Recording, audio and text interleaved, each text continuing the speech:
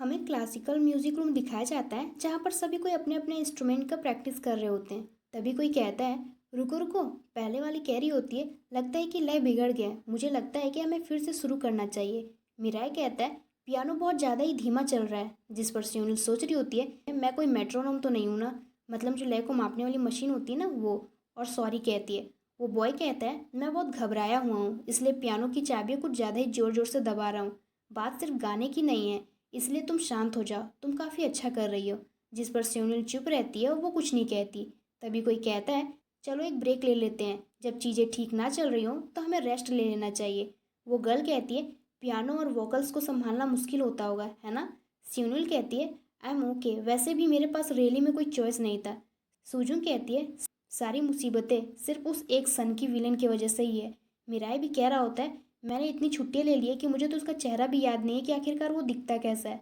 सुजुन कहती है, वो बहुत ही रूड है और वो बहुत ज़्यादा बदसूरत दिखता है, वो चश्मा पहनता है और वो शुरू में बहुत ज़्यादा डाउटफुल भी लग रहा था।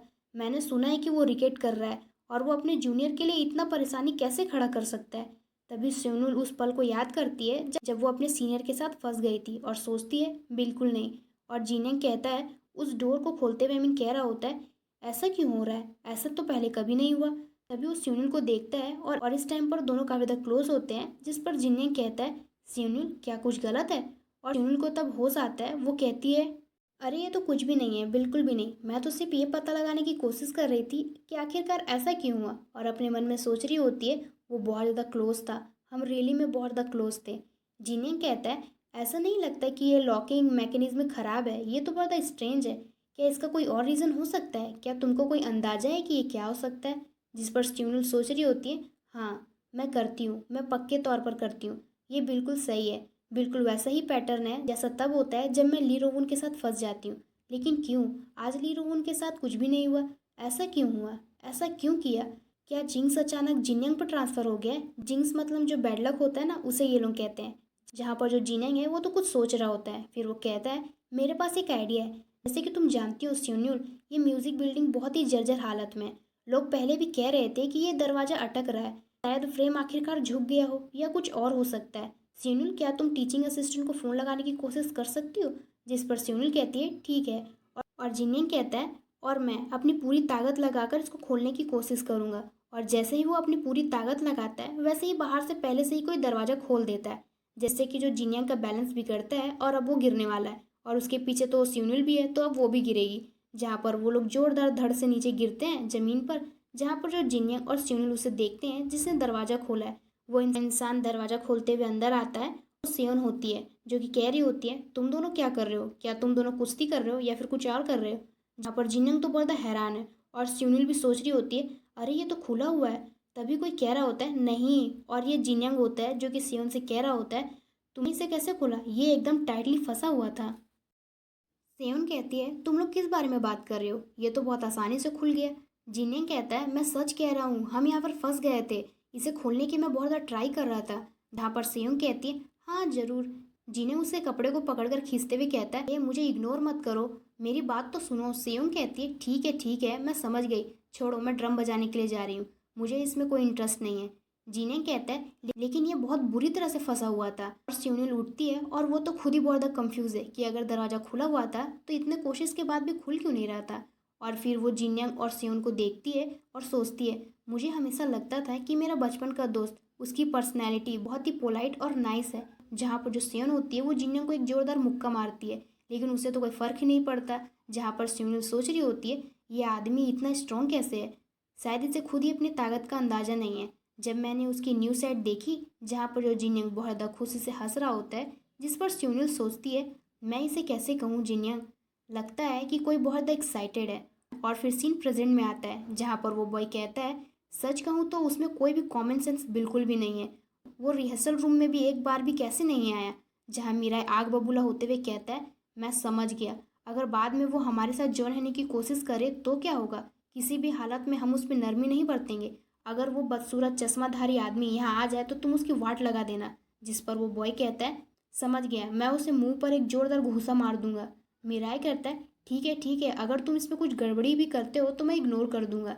लेकिन हमारी जो स्यूनुल है वो तो अपने ही ख्याल में खोई होती है और माइक को देख रही होती है और जीनियन की उस बात को याद करती है जब वो कह रहा था मैं बहुत एक्साइटेड हूँ, और सोचती है क्या मैं आई वंडर कि क्या मैं इसे अच्छे से कर पाऊंगी। इसके अलावा ये बात मेरे मन में बार बार घूमती रहती है। जब वो जीनियन के साथ लॉक हो गई थी ना, वो सोचती है जीनियन के साथ ये सब अचानक क्यों हुआ, क्या ये सिर्फ एक कोइंसिडेंट था। मैं हिसाब लगा रही हूँ, एक ही आदमी से बार बार मिलना या उलझने के चांसेस इतना ज़्यादा कैसे हो सकते हैं। मैं ये कोइंसिडेंस मानना चाहती हूँ, लेकिन उसकी संभावना भी बहुत कम लग रही है। और सोचती है जब वो रोवन के साथ उस छोटे से बूथ में फंस गई थी ना, जिस पर वो सोच रही होती है अगर मैं कभी लास्ट में जिन्यांग के साथ इस तरह छोटी जगह पर अकेले फंस गई तो ये तो बहुत ज़्यादा डरावना है। मैं 10 साल पुराने अपने दोस्त को खोना नहीं चाहती। ऐसे ही फाइनल एग्जाम खत्म होगी, मुझे तुरंत ही किसी ज्योतिषी का घर ढूंढना होगा। दूसरी तरफ सूजुंग उस बॉय को कहती है हमारी टीम को वाकई किसी चमत्कार की ज़रूरत है। इस पर मिराई कहता है हे गाइस, क्या हमने ये डिसाइड नहीं किया था कि हम किसी भी चश्मिश पर्सन को इग्नोर करेंगे। सूजुंग कहती है हाँ हाँ किया तो था, वो तो बेहद बदसूरत आदमी है जिसके चश्मे टेढ़े मेढ़े हैं। अभी अभी कोई आया है और वो कुछ जाना पहचाना सा लग रहा है। तभी सूजुंग कुछ देखकर बहुत हैरान है और कोई कह रहा होता है जाना पहचाना। मुझे हैरानी हो रही है कि क्या वो वही बदमाश है, वो भी यहाँ आ रहा है, लेकिन क्या वो चश्मा पहना हुआ है। और देखो कौन आया है, हमारा मेन लीड रोउन, जहाँ पर जो सबकी नज़र है वो तो रोउन की तरफ होती है और जो रोउन है वो तुरंत अंदर आकर चुपचाप खड़ा हो जाता है। सब कोई देखकर उसको तो हैरान होते हैं, और जहाँ पर हमारे स्यूनिल है वो भी उससे देखकर बहुत हैरान है। वो भी रोवन होता है, वो तो वहाँ खड़ा होकर पहले स्यूनिल को ढूंढता है और फिर हमें बाहर का सीन दिखाया जाता है जहाँ पर स्यूनिल और रोवन अभी खड़े हैं। स्यूनिल है वो घबराते हुए कहती है क्या क्या हुआ, और वो कल की घटना उसके दिमाग में तो घूम रही होती है। वो थोड़ा घबराई हुई होती है। तभी रोवन कहता है मैंने चैट जीपीटी से पूछा, और अपना फ़ोन दिखाते हुए कहता है इसने मुझे काफ़ी लंबा चौड़ा लेक्चर दिया है। इसमें लिखा है कि मैंने तुम्हारे साथ बदतमीजी की है। और फ़ोन को दिखाते हुए कहता है जिस दोस्त की तबीयत हाल ही में ख़राब है वो तुम्हें कुछ खास नज़र से देखता है। हो सकता है कि वो तुम्हारे छोटे छोटे बातों से हर्ट हो जाता हो, या फिर तुम्हें इम्प्रेस करने के लिए थोड़ा अलग बिहेव करता हो सकता है कि उसका कोई बुरा इरादा नहीं हो, इसलिए उसकी बातों को दिल पर मत लो। आराम से उससे बात करके सारी गलतफहमी दूर कर लो। अपनी असली फीलिंग शेयर करोगे तो तुम दोनों और भी ज़्यादा क्लोज आ सकोगे। जिस पर रोवन कहता है मैं हेल्थ के मामले में कुछ ज़्यादा ही सेंसिटिव हूँ, हम अभी भी इतने क्लोज नहीं हैं, इसलिए मुझे लगा कि मैंने कुछ ज़्यादा ही लिमिट क्रॉस कर दिया है। सॉरी, मैंने तुम्हारे साथ रूड बिहेव किया है। जिस पर स्यूनिल कहती है कोई बात नहीं, तुम सिर्फ मेरी परवाह कर रहे थे। और जो हमारा रोवन है वो आखिरकार हेल्थ के लिए इतना सेंसिटिव क्यों है वो तो हमें आगे पता चलेगा। और तभी जो रोवन है वो कहता है, और जिसे स्यूनिल सुनकर थोड़ा हैरान होती है। लेकिन जो रोवन है वो कुछ कहना चाह रहा था लेकिन वो चुप हो जाता है। और फिर वो बाद में कहता है कुछ तो है जो मैं तुम्हें देना चाहता हूँ, अगर तुमको कोई प्रॉब्लम ना हो तो। और अपने बैग से कुछ निकाल रहा होता है और उस चीज़ को निकाल कर स्यूनिल की तरफ करता है, जिस पर स्यूनिल उसे देखकर काफ़ी हैरान होती है। जहाँ पर वो तो हैरानी से उसे देख रही होती है, और जो रोवन है वो कहता है क्या तुम इसे लोगी। और वो ये है हैंड क्रीम। जहाँ पर रोवन कहता है मैंने सुना है कि पियानिस्ट अपने हाथों का बहुत ज़्यादा ध्यान रखते हैं, मुझे लगा कि तुम्हें भी ऐसा ही लगता होगा। क्योंकि तुमको मेरा वॉलेट मिला था इसलिए मैंने सोचा कि बदले में तुमको कुछ छोटा सा गिफ्ट दे दूँ। जहाँ स्यूनिल सोच रही होती है हैंड क्रीम, अरे क्या ये कोई लग्जरी ब्रांड नहीं है। फिर कहती है वो थैंक यू, लेकिन ये मुझे कुछ ज़्यादा ही अच्छा लग रहा है, इसलिए मुझे पक्का पता नहीं है कि मुझे ये एक्सेप्ट करना चाहिए या नहीं। जिस पर रोवन कहता है अगर तुम इसकी कीमत को लेकर परेशान हो तो मत हो, जब तक कि तुमको इसकी खुशबू पसंद ना आए। ये बहुत अफसोस की बात होगी लेकिन मैं इसमें कुछ भी नहीं कर सकता। मेरी पसंद के हिसाब से मैं जो सबसे अच्छा कर सकता था ये वही है। और ये हैंड क्रीम की खुशबू के पीछे का क्या राज है वो तो हमें आगे पता चलेगा। जिस पर स्यूनिल कहती है अरे नहीं, आई एम श्योर कि मुझे ये बहुत ज़्यादा पसंद आया, रियली लव इट। मैं आजकल अपने फाइनल परफॉर्मेंस की तैयारी के लिए बहुत ज़्यादा ही पियानो बजा रही हूँ, मुझे एग्जैक्टली इसी की ज़रूरत थी।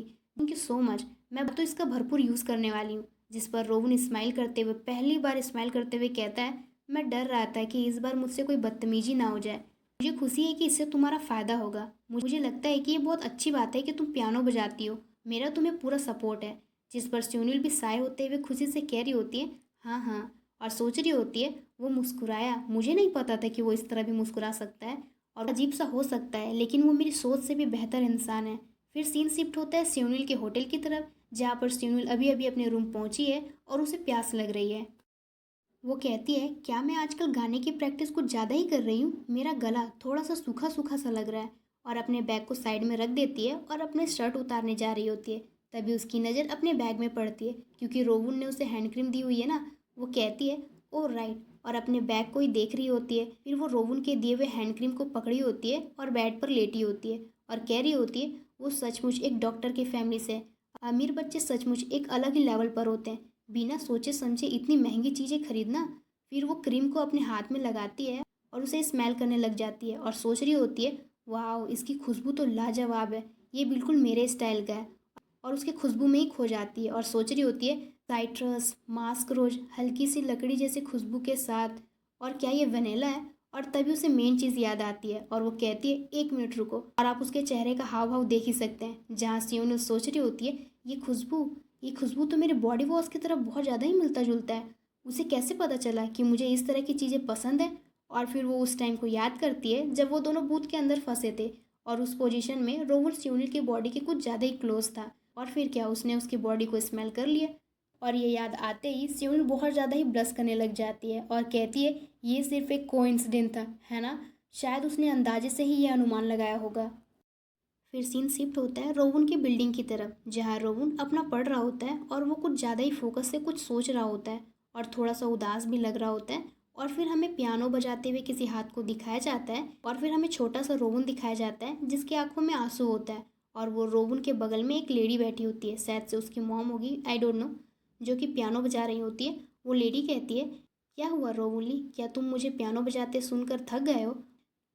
और फिर हमें हाई स्कूल का रोमुल्ली दिखाया जाता है जो कि म्यूजिक रूम से गुजर रहा होता है और वो वहाँ पर किसी को पियानो बजाते हुए देखता है। और जब वो अंदर आकर देखता है तो वहाँ पर सियोनिल हवा को चीरती हुई एक प्यारा सा पियानो बजा रही होती है और उसके बाल हवा में लहरा रहे होते हैं। फिर सीन प्रेजेंट में आता है और जो रोवन है वो खुद से ही कहता है भूल जाओ इसे, इसके बारे में चिंता मत करो। फिर हमें नेक्स्ट डे का सीन दिखाया जाता है म्यूजिक कॉलेज में, जहाँ पर सियोनिल इस बार बहुत संभल कर आती है और सोच रही होती है आज तो यहाँ कोई भी नहीं है, ये तो किसी भूत प्रेत के इलाके के जैसा लग रहा है, कितनी बुरी हालत है इसकी। और वो अंदर आती है और राहत की सांस लेते हुए कहती है यहाँ कोई भी नहीं है, बहुत बढ़िया, मैं थोड़ी देर के लिए इंस्ट्रूमेंट को बूथ से बाहर निकाल देती हूँ और फिर मैं पूरे दिन शांति से प्रैक्टिस कर सकती हूँ। और खुशी से अंदर आती है, लेकिन उसे नहीं पता कि यहाँ तो कोई और भी है। और ये सियोन होती है जो कि सियोनिल को देख रही होती है और उसे अब सियोनिल भी नोटिस कर चुकी है। बेचारी के तो पसीने छूट रहे होते हैं और वो सोच रही होती है कोई यहाँ पहले से ही था, कितना एम्बेरसिंग है। जिस पर सियोन उसे हेलो कहती है। सियोन कहती है सुनो, तुम वही हो ना जो जिनियंग किम के साथ स्कूल में पढ़ती थी, मुझे ऐसा ही लगा था, ये वही है जिसे ये यून के साथ झगड़ा किया था। जिस पर सियोनिल कहती है उस समय तुम्हारी हेल्प के लिए थैंक यू सो मच। सियोन कहती है तुम कैजुअली बात कर सकती हो, आखिरकार हम एक ही क्लास में पढ़ते हैं और हमारी एज भी सेम ही है। सियोनिल कहती है हाँ हाँ, वैसे भी तुमने कहा था कि तुम ड्रम बजाती हो, क्या तुम यहाँ प्रैक्टिस करने के लिए आई हो। सियोन कहती है हाँ, लेकिन मैंने सुना है कि तुम क्लासिकल पियानो मेजर हो, तुम पिछली बार की तरह यहाँ बार बार क्यों आ जाती हो। सियोनिल कहती है मेरे पास इसके कुछ रीज़न है। और सोच रही होती है हम अभी तक इतने क्लोज भी नहीं है कि इसलिए ये बताने में बहुत अजीब सा और ज़रूरत से ज़्यादा ही कुछ निजी लग रहा है। सियोन और सियोनिल को ही देख रही होती है और उसे सियोनिल पर अब शक है। जहाँ पर सियोनिल जाते हुए कह रही होती है अच्छा तो मुझे अब जाना चाहिए, प्रैक्टिस के लिए गुड लक।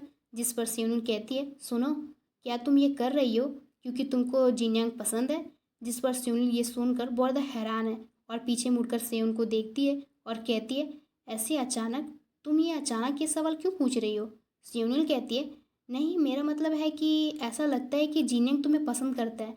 जिसे सुनकर सियोनिल बहुत हैरान है और इस टाइम पर वहाँ सन्नाटा छा जाता है, जहाँ पर वो दोनों एक दूसरे को ही देख रहे होते हैं। सियोनिल कहती है क्यों, तुम ऐसा क्यों सोचती हो। सियोन कहती है वो हमेशा मुझे परेशान करते रहता है, लेकिन तुम्हारे आसपास उसका व्यवहार बिल्कुल अलग होता है, अच्छा बनने का दिखावा करना, मीठी मीठी बातें करना, और उसका चेहरा कितना चिपचिपा हो जाता है, एकदम घिनौना। तुम्हें तो पता ही है लोग क्या कहते हैं, या तुमने तो कभी कहावत सुनी ही होगी, अगर कोई आपके साथ दूसरों से अलग व्यवहार करता है इसका मतलब है कि वो एक्चुअल में आपको पसंद करता है, इसलिए मुझे शक हुआ। जिस पर सियोनिल सोच रही होती है तुम उसे बिल्कुल नहीं जानती, मैंने जो देखा है उसके बेसिस पर जिन्यांग मेरे साथ जिस तरह व्यवहार करता है शायद वो आमतौर पर सभी के साथ करता है। फिर सियोनिल पास्ट का सीन याद करते हुए सोच रही होती है जहाँ पर वो बॉय कहता है मुझे जिन्यांग नापसंद नहीं है लेकिन उससे बात करना थोड़ा मुश्किल है, ऐसा लगता है जैसे वो एक लाइन खींच रहा हो। वो गर्ल भी कह रही होती है वो बहुत ही काइंड है, प्रिंस जैसा लगता है, मैं उसके साथ मजाक नहीं कर सकती। सियोनिल सोच रही होती है लेकिन हमारी सोच काफ़ी मिलती जुलती थी, इसलिए मैं बिना किसी अनकंफर्टेबल फील के लंबे समय तक उसके साथ अच्छे संबंध बनाए रखने में कामयाब रही। सियोन कहती है जब भी तुम दोनों मिलते थे तुम दोनों कुछ अजीब सा ही लगते थे, जैसा तुम दोनों के बीच कुछ चल रहा हो। मुझे लगता है कि तुमको इसमें कोई खास इंटरेस्ट नहीं है ना। तभी स्यूनिल कहती है, हाँ, जिनयंग और मैं एक दूसरे को जानते हैं क्योंकि हम बचपन से एक ही म्यूजिक क्लब में थे। उन कहती है, रियली? और जाते हुए कहती है, ये तो बहुत बुरी बात है। काश वो किसी के साथ डेटिंग शुरू कर दे ताकि वो मुझे परेशान करना बंद कर दे। वो हमेशा मुझे जाम करने के लिए बुलाता रहता है। ये बहुत परेशान करने वाली बात है। और स्यूनिल सोच रही होती है, कितना अजीब आदमी है। हो सकता है कि वो गलतफहमी में हो, या शायद मैं ही हूँ। चाहे जो भी हो, उसके लिए हो या फिर मेरे लिए हो, जिनेंग अभी सिर्फ मेरा एक दोस्त है। हमें इसके बारे में ज़्यादा नहीं सोचना चाहिए। और फिर वो वहाँ से चली जाती है। फिर हमें कॉलेज का सीन दिखाया जाता है जहाँ स्यूनिल अपना बैठी होती है, पढ़ रही होती है।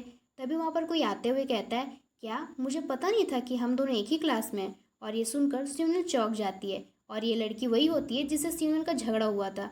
ये यून कहती है, लकी, तुमको देखकर इतना अच्छा लगा। मैं एक्चुअल में तुम्हें ही ढूंढ रही थी। तुम क्लासिकल म्यूजिक डिपार्टमेंट में हो, है ना? मुझे नहीं लगा था कि हम फिर से कभी मिलेंगे। ये तो किस्मत की बात है। स्यूनिल सोच रही होती है, उसे क्या हुआ है, हम फिर मिल गए।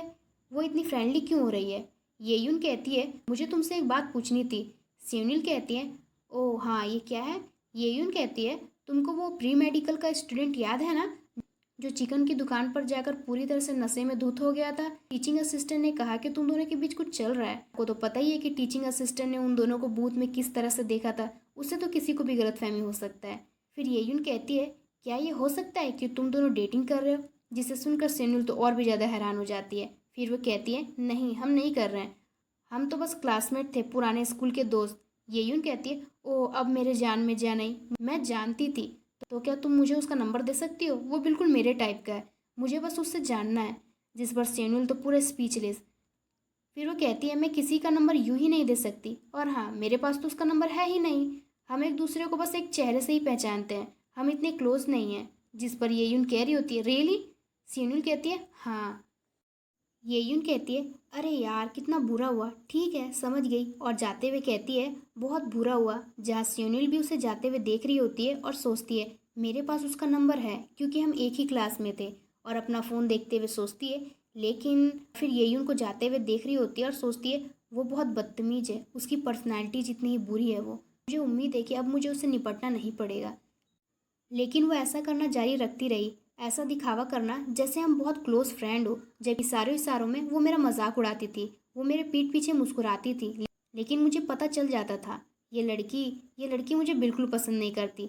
फिर हमें दिखाया जाता है जहाँ पर दो बॉय अपना बात कर रहे होते हैं। पहला वाला कहता है, अरे देखो, वो ज़रूर वही होगी, क्लासिकल पियानो सीखने वाली फर्स्ट ईयर की स्टूडेंट। जहाँ दूसरा वाला भी कह रहा होता है, वो उतनी ही सुंदर है जैसे लोग कहते हैं। मैंने सुना है कि वो बहुत ज़्यादा टैलेंटेड है, उसका स्वभाव भी बहुत अच्छा है। दूसरा वाला भी कह रहा होता है, मुझे क्लासिकल म्यूज़िक डिपार्टमेंट के लोगों से बहुत जलन हो रही है। हमारा अप्लाइड म्यूज़िक पियानो मेजर के लड़कों के पीछे पूरा पागल है, क्यों? और तभी पहला वाला कहता है, चुप रहो, वो तुम्हारी बात सुन लेगी। क्योंकि जो येयुन है ना, वो भी वहीं से गुजर रही होती है। जिस पर वो बॉय कहता है, अरे रहने भी दो, वैसे भी उसे ये सब सुनना ही चाहिए, ये बहुत ज़रूरी है। हमेशा सुंदर होने का नाटक करना, ना समझ होने का दिखावा करना और झगड़े मोल लेते रहती है। ये यून भी ये सब सुन रही होती है और उस स्यूनिल को बहुत ज़्यादा गुस्से में घूर कर देख रही होती है।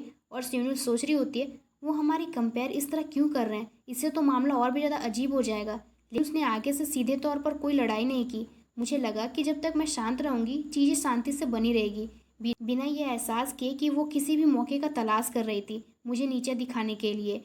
और हमें फिर क्लासरूम का सीन दिखाया जाता है जहाँ पर ये यून सियोनिल के हैंड क्रीम को छीनते हुए कहती है, सच में क्या तुम्हें समझ में नहीं आ रहा है क्या? मुझे कितनी बार बताना पड़ेगा कि ये मेरा है? और सारे लोग ये सब देख रहे होते हैं। सियोनिल कहती है, मैं तुमसे कह रही हूँ ना, तुमसे कोई मिस्टेक हुई होगी, ये तो डेफिनेटली मेरा ही है। और लोग बात कर रहे होते हैं, यहाँ क्या चल रहा है? मुझे लगता है कि वो लोग लड़ रहे हैं।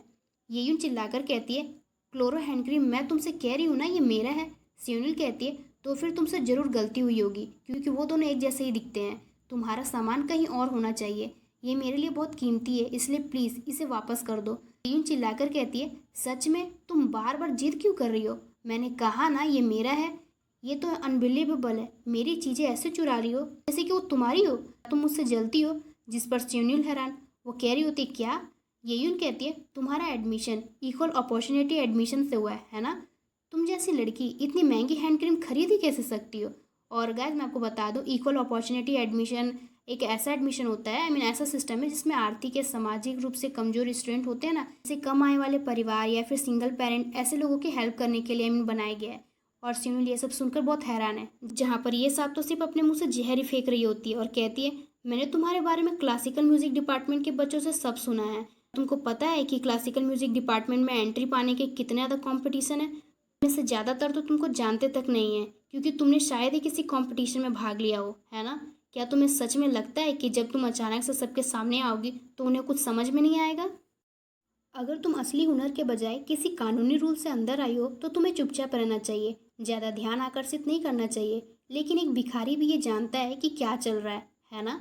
ये सब सुनकर तो सियोनिल पूरा हैरान होती है और तब की बात याद करती है जब सियोनिल से कह रही होती है, और दूसरी बात, तुम सच में बहुत परेशान करने वाली हो। अगली बार जब ये यून डो जैसी बदतमीज औरत तुमको गुस्सा दिलाए तो उसे मुंह तोड़ जवाब देना, ठीक है?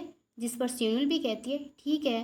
सियोन कहती है, मैं हमेशा से ही ऐसी ही रही हूँ और मैं समझती हूँ कि तुम्हारा अपना एक अलग पर्सनैलिटी है, लेकिन आज तुम जिस मुकाम पर हो वहाँ पहुँचने के लिए वहाँ ऐसे लोग जरूर रहे होंगे जिन्होंने तुम्हारी परवाह की और अपनी पूरी कोशिश की होगी। उसके जैसे लोग सिर्फ तुम्हारा अपमान नहीं कर रहे बल्कि उन सभी लोगों का अपमान कर रहे हैं जिन्होंने तुम्हारा साथ दिया है।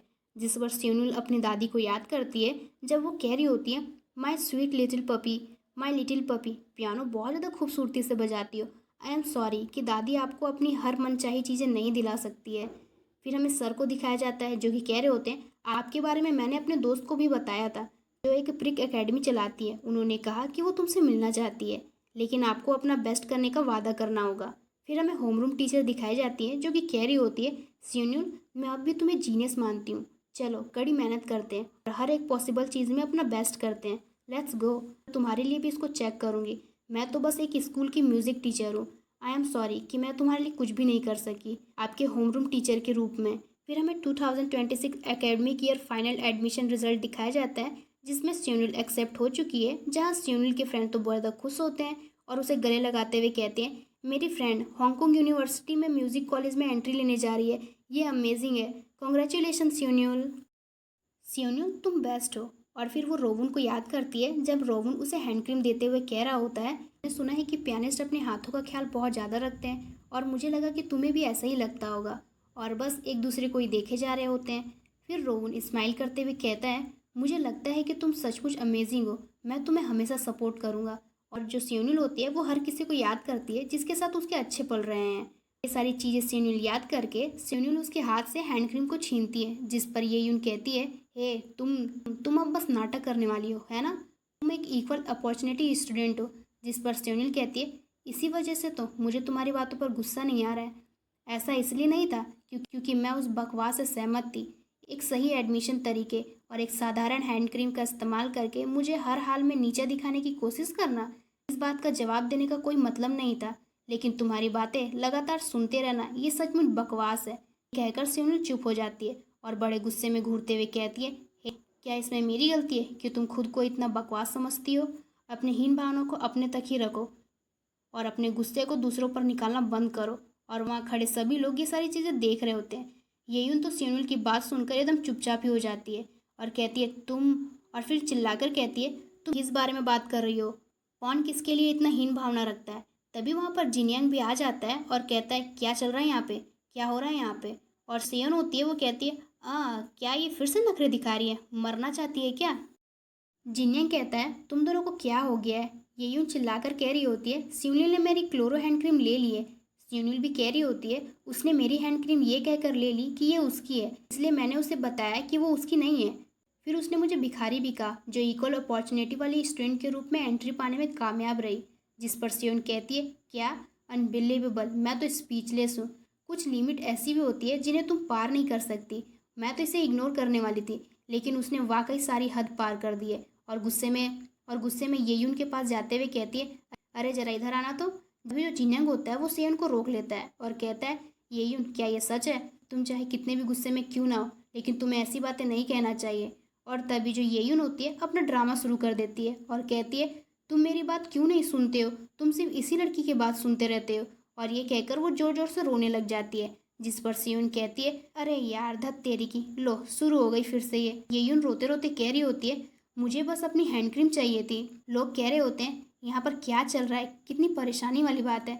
इसे सुनकर जिन्यांग है वो हैरान होता है। लोग कह रहे होते हैं क्या ये यून फिर से रो रही है, वो हर बात पर रोते रहती है। क्या सियोन हवा बोंग ने उसे फिर से रुला दिया है, वो हमेशा लोगों को क्यों रुलाते रहती है, बहुत शोर हो रहा है। दूसरा वाला कहता है ये सियोन हवा बोंग कौन है, फिर उसे वो बताता है कि जो सियोंग हवा है वो पाक कला विभाग से है। क्या दूसरा वाला कहता है क्या वो फर्स्ट ईयर की स्टूडेंट है, धिक्कार है। क्या वो सोचती है कि क्लास उसकी प्रॉपर्टी है, सिर्फ इसलिए इतना घमंडी बिहेव करती है क्योंकि वो अकेली ड्रमर है। और ये सब जिन्यांग भी सुन रहा होता है। सियोन कहती है अगर तुम्हें लगता है कि लड़कों के सामने रोने से सब कुछ ठीक हो जाता है तो ठीक है, बस रोती रहो। तभी जो जिन्यांग है वो कहता है बस करो सियोंग हवा, और स्यूनिल तुम भी। जिस पर स्यूनिल भी हैरान है और स्माइल करते हुए कहता है अभी अभी बस उसे वो घटिया हैंड क्रीम दे दो ताकि हम इस झगड़े को खत्म कर सकें। जिस पर स्यूनिल तो बस जिन्यांग को ही देखे जा रही होती है और कहती है क्या, क्यों क्यों तुम मुझे ये बता रहे हो, मैंने तुमसे कहा ना कि ये मेरा है। जिन्यांग कहता है मैं जानता हूँ, मुझे पता है, लेकिन क्या ये पॉसिबल है कि तुमने भी कोई गलती की हो सकता है कि पैकेजिंग एक जैसी ही रही होगी। मैं तुम्हारी फैमिली की सिचुएशन को अच्छी तरह से जानता हूँ, मुझे नहीं लगता कि तुम इस तरह की महंगी हैंड क्रीम का यूज़ करोगी। ये सुनकर तो सियोनिल पूरी हैरान हो जाती है और सियोन भी बहुत ज़्यादा हैरान हो जाती है। सियोनिल कहती है मैंने कहा ना कि ये मेरा है, मैंने बताया तो जिन्यांग। जिन्यांग कहता है ठीक है, मुझे तुम पर विश्वास है सियोनिल, लेकिन यहाँ पर हाई स्टैंडर्ड वाले लोग भी हैं, तो मुझे लगता है कि हमें इसे जल्दी ख़त्म कर देना चाहिए। तुम इसे बेवजह लंबा मत खींचो, मैं तुम्हें बाद में एक नया खरीद दूंगा। तभी जो सेव होती है वो जिन्यांग को एक जोरदार घूसा मारती है, और जब जिन्यांग उस सेव को देखता है तो सेव वहाँ से अपना चेहरा दूसरी तरफ कर लेती है और वहाँ से जा रही होती है, और जाते जाते कह रही होती है इतना बड़ा हारा हुआ इंसान है। और ये सुनकर जिन्यांग कंफ्यूज होता है और बस सेवन को आवाज़ लगाते हुए जा रहा होता है बोंग सेवन, हे बोंग सेवन, और उसके पीछे पीछे ही चला जाता है। और वहाँ खड़ी स्यून ये सारी चीज़ें को देख रही होती है और अपने हाथ में पकड़े उस हैंड क्रीम को देखती है और सोचती है हैंड क्रीम जैसे कि मैं कभी, लेकिन ऐसा हो ही नहीं सकता। मैंने सोचा कि मैं इसका यूज़ करूँगी, मैंने ऐसा सोचा था लेकिन। और फिर हमें मेडिकल सेंटर दिखाया जाता है जहाँ बताया जाता है कहते हैं कि शरीर मन का दर्पण होता है, शायद इसीलिए उस दिन से लेकर अब तक मेरे गले में चुभने वाला दर्द हालात तेजी से बिगड़ने लगी। और डॉक्टर से वो अपना चेकअप वगैरह करवा रही होती है। डॉक्टर कहते हैं क्या आप आजकल बहुत ज़्यादा गाना गा रहे हैं, ये एक स्पेशल लेरिंगाइटिस है, यानी कि जो गले में सूजन हो जाता है ना उसे कहते हैं। डॉक्टर कह रहे होते हैं इसलिए वो इसका सीधा कारण नहीं है, लेकिन जिन वोकल कॉर्ड्स का इस्तेमाल करने की आपको आदत नहीं है उन्हें यूज़ करने से वो सूख जाती है, इसलिए आपको ज़्यादा ध्यान रखने की ज़रूरत है। और मौसम का भी कुछ इफेक्ट आप पर पड़ा है और स्ट्रेस का भी, हालात अचानक और भी ज़्यादा बदतर हो सकते हैं। क्या तुम हाल ही में बहुत ज़्यादा स्ट्रेस लेने लगी हो। जिस पर सियुनुल चुप रहती है। जो डॉक्टर है वो कुछ औरल मेडिसिन वगैरह देते हैं। सियुनुल जाते जाते सोच रही होती है मुझे गाने की प्रैक्टिस करने की ज़रूरत है, ये तो बहुत बुरा हुआ। और फिर हमें म्यूज़िक कॉलेज दिखाया जाता है जहाँ पर कोई कह रहा होता है आपकी आवाज़ बुरी तरह से ख़राब हो चुकी है। अरे नहीं, उम्मीद है कि तुम बहुत जल्दी ठीक हो जाओगी। सियुनिल भी कह रही होती है आई एम सॉरी आपको चिंता में डालने के लिए, मैं मेडिसिन ले रही हूँ इसलिए मैं जल्दी ठीक हो जाऊँगी। और वो बॉय कहता है आपका गला एक अलग चीज़ है, लेकिन तुम आजकल बहुत थकी हुई लग रही हो, मुझे चिंता हो रही है, क्या सब कुछ ठीक है ना सियुनिल। सियुनिल कहती है हाँ बिल्कुल। दूसरा वाले भी कह रहा होता है सच कहें तो आज के समय में प्रैक्टिस करना बिल्कुल पॉसिबल नहीं लग रहा है। जिस पर मिराई भी एग्री करता है। वो बॉय भी कह रहा होता है हमारे पास कोई ऑप्शन नहीं है, चलो आज का दिन खत्म करते हैं। और सब जाते हुए कहते हैं अगली प्रैक्टिस में मिलते हैं। और जो सियुनिल है वो अपनी बिल्डिंग पहुंच जाती है और अपने रूम में आती है और अपना शर्ट वगैरह निकाल रही होती है और सोचती है मेरे गले में बहुत दर्द हो रहा है, मुझे पूरे शरीर में इतना दर्द क्यों हो रहा है। और अपने बैग में कुछ ढूंढ रही होती है और सोचती है मुझे जल्दी से खाना खाना चाहिए और अपना। और तभी वो बहुत ज़्यादा हैरान हो जाती है और सोचती है मेरी मेडिसिन मेरे बैग में नहीं है, मैंने इसे कहाँ रखा था। और फिर सियोनिल को याद आता है और वो सोचती है मैंने इसे सैम्बल रूम में पियानो पर ही छोड़ दिया है। और सियोनिल की हालत अब इतनी ज़्यादा ख़राब हो चुकी है और वो सोच रही होती है मुझे क्या करना चाहिए, मेरे पास वापस इंसेम्बल रूम जाने की हिम्मत तक नहीं बची है। और वो अपनी आंखें बंद करती है, फिर खोलती है, फिर अपने फ़ोन को लेने के लिए हाथ आगे करती है और अपने फ़ोन को पकड़ती है और उसमें कॉन्टैक्ट लिस्ट देखने लग जाती है जिसमें रोहन का भी नंबर होता है।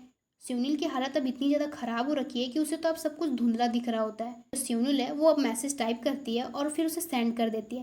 वैसे तो जो सियुनिल है वो स्यूजोंग के पास मैसेज सेंड करती है ऐसा उसे लग रहा होता है, लेकिन हमें तो पता है ना कि आखिरकार ये मैसेज किसके पास जाएगा।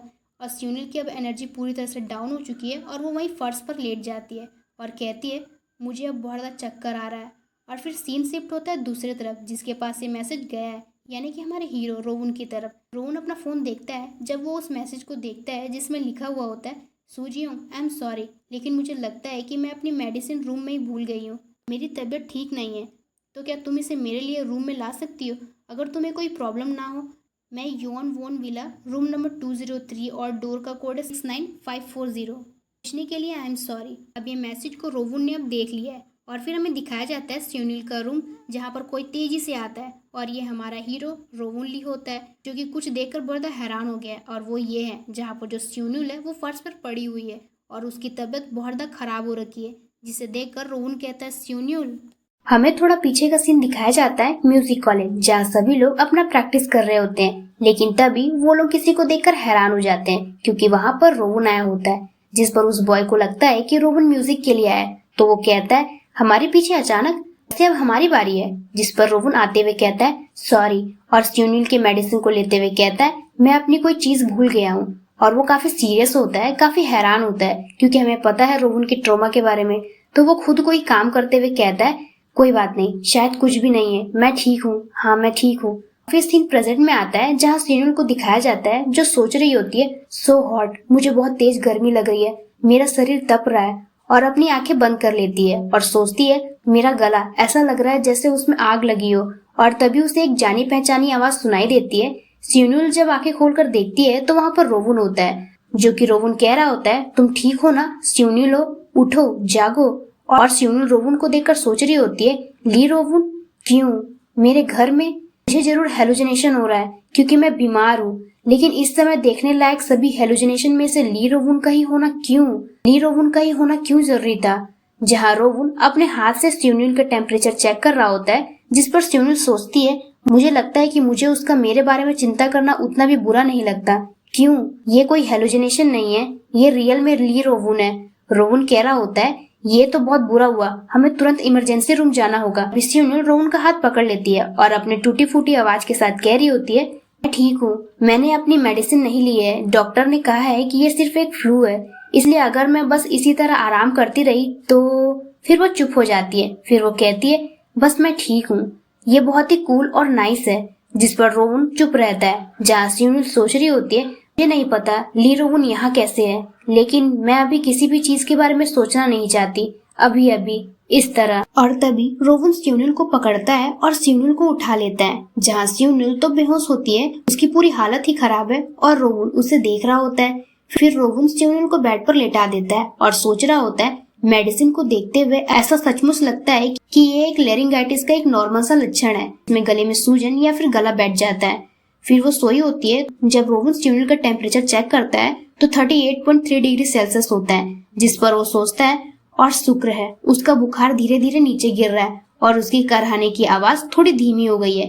अगर वो अपनी मेडिसिन जल्दी ले लेती तो उसका बुखार जल्दी उतर जाता, लेकिन वो होश में नहीं है, इसलिए इस समय उसे जबरदस्ती दवा देना खतरनाक हो सकता है। और स्यूनिल के लिए थोड़ा परेशान होते हुए सोच रहा होता है, ये थोड़ा मुश्किल है। फिर हमें रूम दिखाया जाता है और फिर एक कपड़ा जिसे रोवन निचोड़ रहा होता है और स्यूनिल के सर पर गीले कपड़े को रखता है और कहता है, स्यूनिल तुम ठीक हो? अगर तुम मुझे सुन सकती हो तो कुछ बोलो। जिस पर स्यूनिल कुछ भी नहीं कहती है, लेकिन तभी वो स्माइल करते हुए कहती है, सो कूल।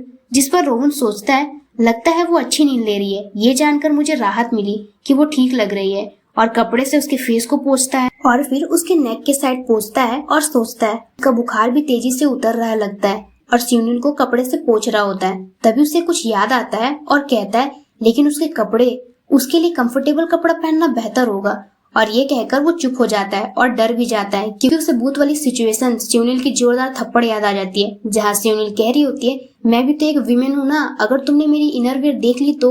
और ये सोचकर बेचारी की शरीर तो छोड़ो, आत्मा तक को चोट लग जाता है। जहाँ रोवन सोच रहा होता है, मुझे इसे ऐसे ही छोड़ देना चाहिए, मैं एक और बदतमीजी नहीं कर सकता। और रोवन स्यूनिल के सर पर कपड़ा रखता है और स्यूनिल को ही बड़े गौर से देख रहा होता है। जहाँ स्यूनिल ऐसा सा कर रही होती है और बहुत ज्यादा क्यूट लग रही होती है। और ये देखकर रोवन तो उस पर दिल हार बैठता है, जिस पर वो तो पूरा ब्लश करने लग जाता है। तो फिर वो अपनी नजर दूसरी तरफ कर लेता है। फिर वो सोचता है, शायद मैं कुछ सब्जी या दलिया बना दूं, जागते ही इसे अपनी मेडिसिन के साथ खा सकती है। मुझे लगता है कि उसके पास सारा सामान होगा, अगर यहाँ कुछ भी नहीं है तो मुझे बाहर जाकर खरीदना पड़ेगा। तभी रोवन को कुछ सुनाई देता है। जब वो पीछे स्यूनिल को देखता है तो स्यूनिल जो होती है वो सिसक सिसक कर रो रही होती है, जिसे देखकर रोवन हैरान होता है और थोड़ा परेशान भी। जिस पर वो स्यूनिल के पास आकर कहता है, क्या वो स्यूनिल, क्या तुमको बहुत ज्यादा चोट लगी है क्या? लेकिन स्यूनिल जो कि रो रही होती है और तभी वो रोते रोते मॉम कहती है, जिस पर रोवन भी समझ जाता है। तो वो कहता है, क्या तुमको बुरा सपना आ रहा है? और स्यूनिल के आंसू को पोंछता है और कहता है, स्यूनिलो, ये सिर्फ तुम्हारे शरीर का दर्द की वजह से है। अगर तुम एक पल के लिए जाकर वापस सो जाती हो तो तुमको बेहतर महसूस होगा।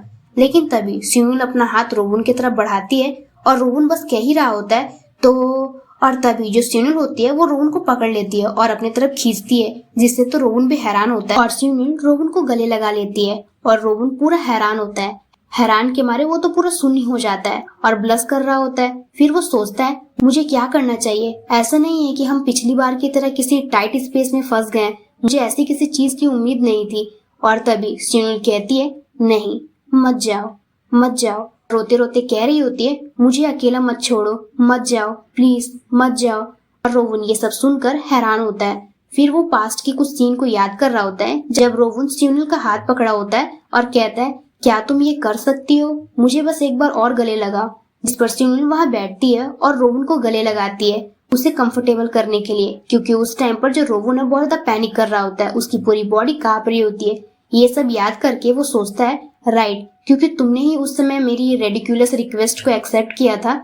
और स्यूनिल के बैग को पकड़ते हुए सोचता है, इसलिए, और उसे कंफर्टेबली गले लगा लेता है, क्योंकि उस टाइम पर स्यूनिल ने रोवन को गले लगाया था, तो इस बार रोवन जो है वो स्यूनिल को गले लगा रहा है। जहाँ हमें स्यूनिल के सपने को दिखाया जाता है, जहाँ स्यूनिल कहती है, मॉम आई एम सॉरी, रोने धोने के लिए आई एम सॉरी, अब से मैं अच्छी बच्ची बनकर रहूंगी, मत जाओ प्लीज। लेकिन उसकी मॉम वहाँ से बस जा ही रही होती है। जहाँ स्यूनिल सोचती है, मेरे बचपन की सबसे शुरुआती यादों में मेरी मॉम प्रिटी ड्रेस पहनती थी और पियानो को प्रिंसेस की तरह बजाती थी।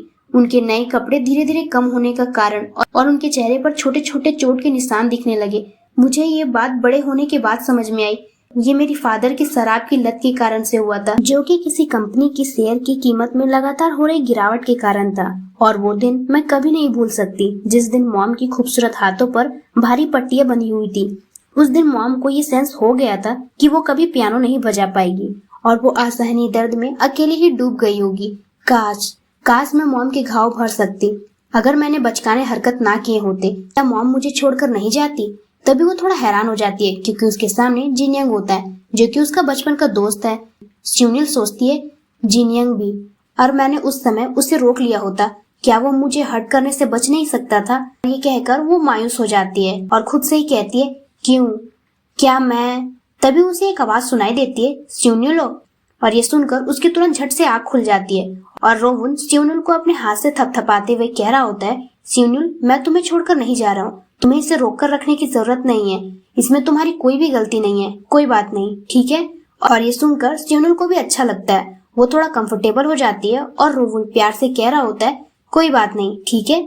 और फिर हमें कुछ समय बाद का सीन दिखाया जाता है, जहाँ स्यूनिल बेड पर बैठी होती है और सोच रही होती है, ये कैसे हुआ? ली रोवन आखिरकार मेरे घर में खाना बना रहा है, सो एम्बैरेसिंग। उसे मेरा एड्रेस कैसे पता चला? और पासकोड भी? एक मिनट, उसे सबसे पहले ये कैसे पता चला कि मैं बीमार हूँ? और अपने फोन को चेक करने जा रही होती है और सोचती है, मुझे पूरा यकीन है कि मैंने ये बात सिर्फ सूजियों को ही बताई थी। रुको, अब मुझे ये मत बताना। और अपने फोन को चेक करती है और ब्लश करने लग जाती है, जिसमें ली रोवन का नाम ऊपर में होता है और सूजियों का नाम नीचे में होता है। जिस पर वो कहती है, मैंने इसे गलत इंसान को भेज दिया, मुझे लगता है कि मैं सचमुच होश में नहीं थी। और रोवन भी वहाँ पर आ जाता है और ये सब वो सुन लेता है, जिस पर वो कहता है, तुम वाकई बहुत बीमार थी। और ये अचानक से सुनकर स्यूनिल चौंक जाती है। रोवन कहता है, बस यूं ही फर्श पर बेहोश हो जाना, बुखार के कारण चक्कर आना, ये एक्चुअल में डेंजरस हो सकता है, अब से केयरफुल रहो, ठीक है? और एक हेल्थी फूड बनाकर लाया होता है, जिस पर स्यूनिल बेड पर बैठी होती है और कहती है, ओह राइट, थैंक्स। जिस पर रोवन कहता है, तुम्हारी आवाज बैठ गई है, इसलिए बात मत करो। ये सुनकर स्यूनिल तो चुप ही हो जाती है और रोवन को देख रही होती है, क्योंकि रोवन चम्मच से एक बाइट उठाकर उसे फूंक मार रहा होता है और फिर स्यूनिल की तरफ करते हुए कहता है, ये खाओ। स्यूनिल भी थोड़ी हैरान होती है और फिर खा लेती है, जिस पर रोवन कहता है, कैसा है? और स्यूनिल सिर हिलाकर कहती है, हाँ। फिर रोवन कहता है, हैंडक्रीम के बजाय मुझे तुमको विटामिन या गले की खराश वाली कोई गोलियां ही दे देनी चाहिए थी, मुझे नहीं पता था कि ऐसा होगा। और स्यूनिल भी सोच रही होती है, मुझे भी नहीं पता था कि ऐसा होगा। और फिर रोवन स्यूनिल को दूसरा बाइट खिला रहा होता है, लेकिन तभी स्यूनिल खाना को दूर करती है और चिल्लाती है, ये बहुत गर्म है। और रोवन भी चौंक जाता है और कहता है, क्या गर्म है? मुझे लगता है कि ये इनफ ठंडा नहीं हुआ था, मुझे देखने दो। और स्यूनिल के लिप्स को पकड़कर देखने लग जाता है और सॉरी कहता है क्या तुम जल गई? और इस टाइम पर स्यूनिल भी ब्लश कर रही होती है और तभी रोवन को भी होश आता है कि ये तो कुछ अलग सा ही सिचुएशन लग रहा है। और जल्दी से वो अपना फेस दूसरी तरफ कर लेता है और कहता है, मैं इसे तुम्हारे लिए ठीक से ठंडा कर दूंगा, खाना जल्दी खत्म कर लो ताकि अपनी मेडिसिन जल्दी ले सको। जिस पर स्यूनिल भी हाँ कहती है। फिर हमें थोड़े आगे का सीन दिखाया जाता है जहाँ स्यूनिल बेड पर लेटी होती है और फिर बेड के साइड देखती है क्योंकि वहाँ पर रोवन बैठकर सो रहा होता है। तभी स्यूनिल कुछ कहने जा रही होती है, लेकिन तभी रोवन जो होता है उसे रोक देता है और कहता है कि ज्यादा बात मत करो, तुम्हें जल्दी ठीक होने की जरूरत है। जिस पर स्यूनिल तो चुप ही हो जाती है और रोवन को ही देख रही होती है और कहती है, क्या तुमको वहाँ पर इस तरह रहने में अनकंफर्टेबल नहीं हो रहा है? रोवन कहता है, मेरे लिए और कोई ऐसी जगह नहीं है, मुझे तुम पर नजर रखनी है, कहीं ऐसा ना हो कि तुम्हारी हालत अचानक बिगड़ जाए। मैं बस तुम्हारी कंडीशन पर नजर रख रहा हूँ, मैं और कुछ नहीं करूंगा, इसलिए चिंता मत करो। जिसे सुनकर स्यूनिल थोड़ी हैरान होती है, फिर थोड़ा शाय होते हुए कहती है, मुझे इस बात की बिल्कुल भी चिंता नहीं है, ये सिर्फ मुझे चिंता है कि तुम अपने ऊपर कुछ ज्यादा ही बोझ उठा रहे हो, फिर भी मैं इसकी अप्रिशिएट करती हूँ। जिस पर रोवन स्यूनिल को देख रहा होता है, फिर वो कहता है, ये मेरी जिद है। जिसे सुनकर स्यूनिल थोड़ा हैरान होती है। रोवन कहता है, ये एक जुनून है, लत है, जिसे मुझे ठीक करने की जरूरत है, लेकिन अगर मेरे दूर रहने के दौरान कुछ हो गया तो, और मैं कुछ न कर सका तो, ये मुझे बिल्कुल भी पसंद नहीं आएगा, किसी भी चीज से बढ़कर। और स्यूनिल बस रोवन के बात को गौर से सुन रही होती है। फिर कहती है, फिर भी क्या तुम पूरी रात इसी तरह फर्श पर पड़े रहोगे? रोवन कहता है, हाँ, अगर मुझे नींद आने लगे तो मुझे माफ कर देना, लेकिन मैं थोड़ी देर के लिए फर्श पर लेट जाऊंगा। तभी स्यूनिल कहती है, आओ यहाँ लेट जाओ। रोवन वहाँ देखता है जहाँ स्यूनिल उसे अपने साथ बेड पर सोने के लिए कहती है और कहती है, जल्दी करो, मुझे इससे कोई प्रॉब्लम नहीं है। इससे पहले जिस साउंड प्रूफ बूथ में हम साथ में फंसे हुए थे उसकी तुलना में ये बेड तो एक्चुअल में बहुत बड़ा है। मेरी देखभाल करने आए पर्सन को फर्श पर लेटे रहने देना मुझे बहुत ज्यादा गिल्टी फील करवा रहा है। और स्यूनिल को पता है कि रोवन उसकी बात तो मानेगा नहीं, इसलिए वो थोड़ा सा बहाना बनाते हुए कहती है, ऐसा लग रहा है कि मेरे शरीर में ऑक्सीटॉक्सिन की बहुत कमी हो रही है या फिर कुछ ऐसा ही। और वो खुद ही सोच रही होती है, क्या ये बात करने का सही तरीका है? जिस पर जो रोवन होता है वो कुछ सोच रहा होता है। फिर हमें बाहर का सीन दिखाया जाता है जहाँ बारिश हो रही होती है और फिर हमें दिखाया जाता है ये जहाँ रोवन और स्यूनिल दोनों एक ही बेड पे साथ में सो रहे होते हैं। जहाँ रोवन तो सो रहा होता है लेकिन स्यूनिल वो नहीं सो रही होती है। और फिर वो रोवन को देखती है और सोचती है वो अनकंफर्टेबल लग रहा है, अगर उसे फिट हो जाए तो मैं उसे पहनने के लिए कुछ पैजामा उधार दे दूंगी। और रोवन को सोचकर कहती है, ये हैरानी की बात है कि वो उस पर्सन के लिए कितना हट्टा कट्टा है जो हर समय से पढ़ाई करते रहता है और उसके और रोवन की हाइट में तो जमीन आसमान का अंतर है। जिस पर स्यूनिल कहती है, वो तुलना करने पर ऐसा फील होता है, क्या उसका कारण ये है कि वो लंबा है और उसका शरीर मजबूत है? और रोवन को देखती है, फिर उसकी तरफ मुड़ते हुए कहती है, राइट रोवन, लेकिन वो कुछ भी नहीं कहता। तो स्यूनिल कहती है, और उसकी तरफ हाथ बढ़ाते हुए सोच रही होती है, क्या वो पहले ही सो गया है, लेकिन इतनी जल्दी? फिर वो कहती है, रोवन सो गए क्या? लेकिन वो कुछ भी नहीं कह रहा होता है। जिस पर फिर स्यूनिल रोवन के कान को देख लेती है जो कि पूरा लाल हो चुका है। जिस पर वो कहती है, तुम्हारे साथ, और बस रोवन को ही देख रही होती है।